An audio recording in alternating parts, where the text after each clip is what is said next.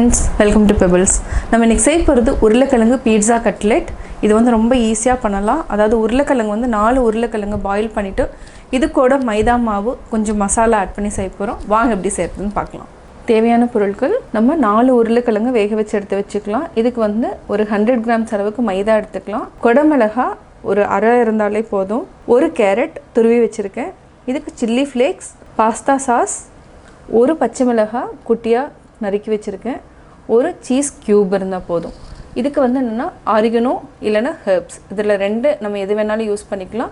கூடவே கொஞ்சம் chaat masala 1 tablespoon add பண்ணிக்கலாம். தேவையான அளவு உப்பு. இப்போ எப்படி செய்யறதுன்னு பார்க்கலாம். நம்ம 4 உருளைக்கிழங்கு வேக வச்சுருக்கிறத ஆட் பண்ணிக்கலாம். இது ஃபஸ்ட்டு நம்ம நல்லா மசிச்சுக்கலாம். அதுக்கப்புறம் நம்ம மசாலாஸ் எல்லாம் ஆட் பண்ணிக்கலாம். நல்லா மசிச்சிட்டோம். அதுக்கப்புறம் மசாலா ஆட் பண்ணிக்கலாம். இது வந்து ஹெர்ப், இதையும் ஆட் பண்ணிக்கலாம். பச்சை மிளகாய், சில்லி ஃப்ளேக்ஸ், கேரட், கொடமிளகாய், இது கூட நம்ம 1 tablespoon pasta sauce add பண்ணிக்கலாம். பாஸ்தா பீட்சா ரெண்டுக்குமே நம்ம யூஸ் பண்ணுறது தான். கொஞ்சமாக சாட் மசாலா. நம்ம உப்பு வந்து கம்மியாக போட்டுக்கணும். அதாவது என்னென்ன காய்கறி இருக்கோ அதை வச்சு நம்ம யூஸ் பண்ணுறோம். இதை நல்லா மிக்ஸ் பண்ணிக்கோங்க. இது ரொம்ப கொலன்னு இருக்கிறதுனால நம்ம வந்து மைதா மாவு ஆட் பண்ணுறோம். மைதா மாவு கார்ன்ஃப்ளவர் கூட கொஞ்சம் ஆட் பண்ணலாம். நான் வந்து இன்றைக்கி மைதா மாவு மட்டும்தான் எடுத்துருக்கிறேன். ஆல்ரெடி சாட் மசாலாலேயே உப்பு இருக்கும். நம்ம இது கூட கொஞ்சமாக மட்டும் உப்பு ஆட் பண்ணிக்கலாம். நல்லா மிக்ஸ் பண்ணிவிட்டு மைதா மாவு இது நம்ம தேவைக்கேற்ப ஆட் பண்ணிக்கலாம். கொஞ்சம் தண்ணி விடுற மாதிரி இருந்துச்சுன்னா இன்னும் கொஞ்சம் நம்ம மாவு ஆட் பண்ணிக்கலாம். அப்போ தான் வந்து அந்த கட்லெட்னோட டேஸ்ட், அதாவது லைட்டாக வந்து மேலே மட்டும் கிறிஸ்பியாக வரும். அதுக்கு தகுந்த மாதிரி நம்ம மைதா மாவை ஆட் பண்ணிக்கலாம். லாஸ்ட்டில் ஒரு அரை கப் அளவுக்கு பிரெட் க்ரம்ஸ் ஆட் பண்ணிக்கலாம். அதை வந்து நான் இன்க்ரீடியன்ஸில் சொல்லலை, இன்னுமே கொஞ்சம் கொலன்னு இருக்குது. அதனால் இன்னும் கொஞ்சம் மாவு ஆட் பண்ணிக்கலாம். பிரெட் க்ரம்ஸ் ஆட் பண்ணால் என்ன ஆகுனா, அதாவது இருக்கிற தண்ணி ஃபுல்லாக உறிஞ்சிடும், அதிகமாக எண்ணெய் இழுக்காது. நம்ம ஆல்மோஸ்ட்டு 1 கப் மாவு நம்ம ஆட் பண்ணிட்டோம். இது வந்து ஒரு 15 மினிட்ஸ் மூடி வச்சுக்கலாம். அதுக்கப்புறம் நம்ம சுடுறதுக்கு முன்னாடி பிரெட் க்ரம்ஸ் ஆட் பண்ணிக்கலாம். ஒரு 15 மினிட்ஸ் ஆகிடுச்சு. நம்ம இப்போ சீஸ் க்யூப் எடுத்துக்கலாம். இதை வந்து நம்ம கிரேட் பண்ணிவிட்டு ஆட் பண்ணிக்கலாம். இது வந்து டேஸ்ட் வந்து நல்லாயிருக்கும். அதாவது பீஸானோட டேஸ்ட் அப்படியே வரும். இந்த பீஸா கட்லெட்னோட டேஸ்ட்டே வந்து இந்த சீஸில் தான் இருக்குது. இது பீஸா சாஸ், இந்த 2ல் தான் இருக்குது. இது கூட நம்ம பிரெட் க்ரம்ஸ் ஆட் பண்ணிக்கலாம். ஃபஸ்ட்டு இதை நல்லா மிக்ஸ் பண்ணிக்கோங்க. நம்ம ஃப்ரை பண்ணுறப்போ அந்த சீஸ் வந்து கொஞ்சம் அப்படியே மெல்ட் ஆகிறது தான் வந்து நல்லாயிருக்கும். இருக்கிற பிரெட் க்ரம்ஸையும் ஆட் பண்ணிக்கலாம். 1 கப் மைதா, அரை கப் வந்து பிரெட் க்ரம்ஸ் ஆட் பண்ணுறோம். இப்போ நம்ம சின்ன சின்ன உருண்டைகளாக பிடிச்சிட்டு நம்ம தட்டிக்கலாம். அதுக்கப்புறம் இது வந்து என்னென்னா டீப் ஃப்ரை பண்ண வேண்டாம், ஷாலோ ஃப்ரை பண்ணாவே போதும். பேன் வச்சு ஃப்ரை பண்ணிக்கலாம். இப்போ நம்ம இது சின்ன சின்ன உருண்டைகளாக பிடிச்சிக்கலாம்.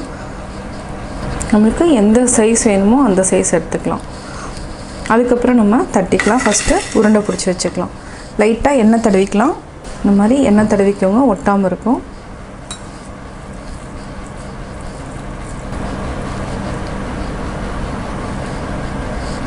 நம்ம எல்லாத்தையும் உருண்டைகளாக பிடிச்சி வச்சுட்டோம். இப்போ நம்ம தட்டி ஃப்ரை பண்ணிக்கலாம். ஒரு பேனில் நம்ம ஒரு 4 டேபிள் ஸ்பூன் அளவுக்கு எண்ணெய் விட்டுக்கலாம்.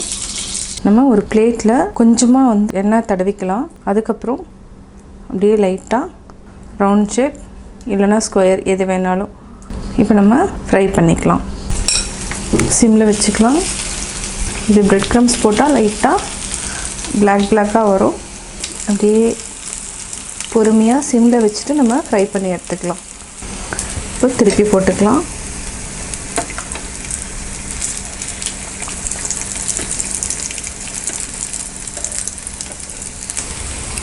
லோ ஃப்ளேமில் வச்சு தான் இது பண்ணணும், ஹை ஃப்ளேமில் வைக்க வேண்டாம். கொஞ்சம் நல்லா வேகட்டும். நல்லா வெந்துடுச்சு. இப்போ எடுத்துக்கலாம்.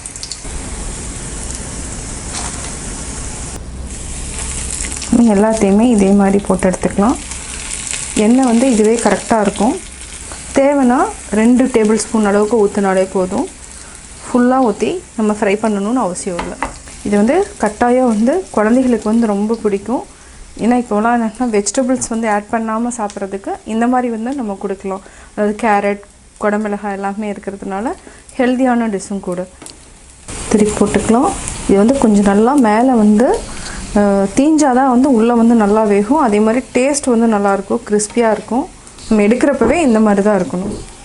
நம்ம இதை எடுத்துக்கலாம். எண்ணெயை வந்து வடிச்சிட்டு எடுத்துக்கோங்க. ஆஃப் பண்ணிக்கலாம்.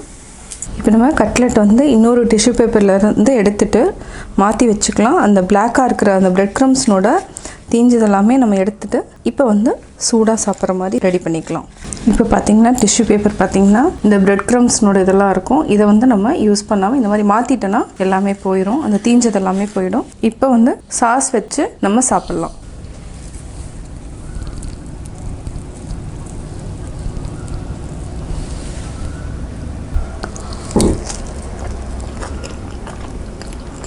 டேஸ்ட் வந்து சூப்பராக இருக்குது.